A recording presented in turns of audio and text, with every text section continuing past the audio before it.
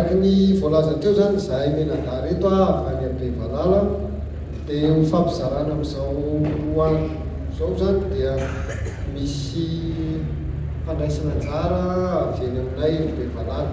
Ny sekoly moa école professionnelle supérieure agricole eny Bevalala izay efa nanomboka nisy tany amin'ny taona 2010 sy 2009.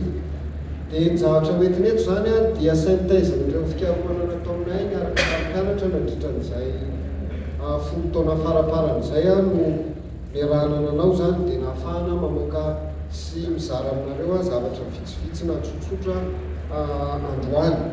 Ina moa zany le zavatra tiana hoatongavana, ny tiana hatongavana dia izao hoe rehefa niresaka zany tsika manao vulgarisation dia be da be ny zezika ampiasaina, be da be ny teknika famokarana zezika izay tantaraina, ny fanontaniana be da be ihany koa anatin'ny saina dia izao hoe nataonay zany dia hoe inona marina andao évaluer ireo karazan-jezika be da be ireo, inona marina ny tsara. Satria samy tsara daholo izy ireo, roviny izy ny tsara, amin'ny voliny izy ny tsara, dia izay zany le hoe évaluation karazana évaluation comparée. Zany hoe nampitahainay zany ireo karazan-jezika organika izay fampiasa matetika. Ina moa zava-misy, ny zava-misy dia izao hoe voalaza fa hoe be da be ny mpamboly, voalaza fa be da be ny mpamokatra, voalaza fa be da be miasa eny amin'ny tontolon'ny tantsaha. Ka rehefa miresaka tsika be da be ireo dia miainga zany zay amin'ny zava-misy indrindra miainga atao Bevalala, miainga amin'ny réalité ny olazana anazy haute terre zany, zany hoe aty avoantany dia ny ankamaroan'ny tanitsika zany dia io tany feralitika mena be io. Araky ny fomba filaza moa hoe rehefa ny tany mena tsy mirehatra midika hoe manta zany midika am'izao. Dia raha ohatra zany ka mpambolitsika nefa mipetraka eo amin'ny tany manta dia ohatra mampime any zany hoe mpamboly eo amin'ny tany manta zany.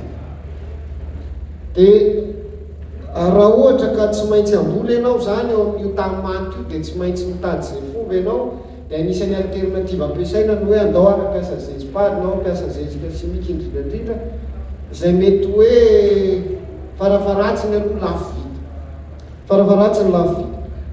Dia ny fanontaniana mipetraka zany dia izao hoe raha tsy maintsy ampiasa zezipahatra ary tsika zany izao, dia be da be karazan-jezika ampiasaina, dia araky ny lazaina teo zany dia izao iza zany ny tena tsara.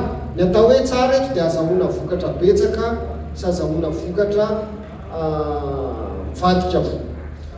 Dia noho ireo antony ireo zany nahatonga anay hoe andao zany hitady karazana alternative hijerena hoe iza ny tena tsara mifanaraka amin'ilay situation sur le haute terre. Dia nanao fanandramana zany zay. Izahay koa rehefa manao fanandramana mety afaka mandeha amin'ny toerana maro fa nataotao Bevalala ihany zany le fanandramana. Aiza moa le Bevalala? Mialatsiny ho an'izay efa mahafantatra fa verena kely fotsiny le izy Bevalala io zany dia atsimon-drano atao amin'ny faritra Analamanga 12 kilometra miala ny renivohitra izy io ery amin'ny commune Panevery. Ny tena maha Bevalala amin'ny Bevalala dia manana an'ireo spécificité ny hôtel central rehetra, tany mena, altitude sy ny sisa sy ny sisa. Raha makany Bevalala dia mandeha makany amin'ny route nationale numéro 7 taloha dia aty Adoranfotsy mitsofoka dia avy eo Adoranfotsy izy 5 km. Dia inona zany ilay andramana? Izay rehetra efa nanao vulgarisation zany efa nampianatra daholo hoe afaka mampiasa gazespage tsika, afaka mampiasa lombricompost tsika, afaka manao compost 7 jours tsika, afaka mampiasa guanomate tsika, afaka mampiasa hatramin'ny zezika lavenina izay ampiasaina amin'izao fotoana. Dia rehefa ireo zany no misy dia ireo zany no mitsapaitsika hoe iza amin'ireo zany no tena tsara, iza amin'ireo no tena tsara. Fa ny karazam-bola ampiasaina koa nefa be da be. Dia ny testena zany le izy amin'ny resaka culture maraîchère ny tena jerena anazy dia voly 4 zany sady iny nanandramanay anazy voalohany dia ny brocoli dia ny faharoa ny testena tamin'ny karoty le izy dia tamin'ny courgette dia io hitanareo io concombre ary ny salade zany sy ny haricot vert. Ireo zany no nanandramana amin'ilay izy. Zany hoe zany mijerena zany iza zany amin'ireo zezika ireo tena mety amin'ny fambolena sy ny culture maraîchère raha eto voatany no resana. Zay zany le zavatra tiana ho resana eto. Dia ny nanaovana anazy zany a dia karazanrazana fomba nanaovana azy fotsiny io.